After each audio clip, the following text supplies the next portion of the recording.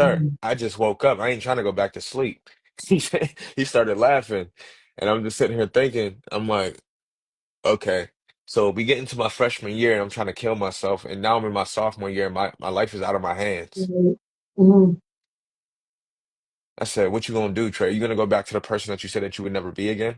Right, right, And I remember just being tested. I remember looking up into at the ceiling and being like, okay, if this is a challenge, then bet. Let's get to it. And in that moment, I finally felt like I was healed. Because as much as the kid was playing with his life the year before, now his life is out of his hands. And now I got a bigger smile on my face than what I did when I was not healed.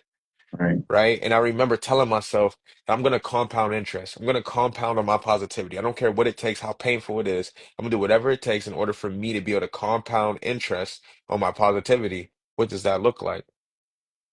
I said every day I'm gonna make one of these nurses smile because you gotta understand that I was the most healthiest person inside of this ICU.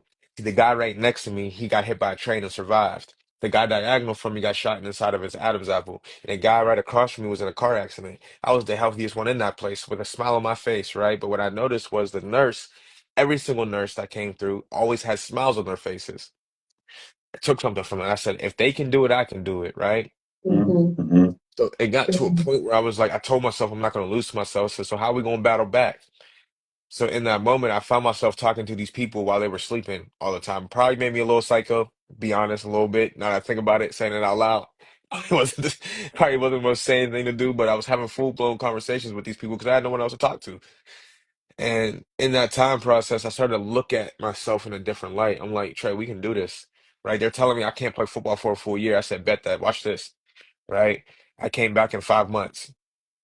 You Mhm. know what I mean? Like I pushed myself to a limit, which it felt like every time things got hard, I was like, you know what? It's okay. I can battle back. We fast forward into my junior year, right? We have a decent season into my junior year. I'm like, this is my year. Everybody's telling me this is my year, right? I finally get a chance to give my mom the house, the car, the boat, everything in between. Because they said once I do this year and do it the way I'm supposed to, I'm going to the league. In that moment, I'm like, okay, it's my time. So I train harder than I've ever trained, right? And in that moment, when I train harder than I ever trained, something bad happens. Mhm. See, I ended up tearing everything in my left knee to the point where the only thing I didn't tear was the artery.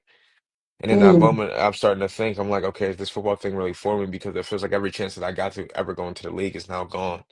Right. And I remember being in so much pain, having so many tears and so much fear. And I remember telling myself, I said, you said you were going to compound interest. So now that you're being tested, what you going to do, Trey? You going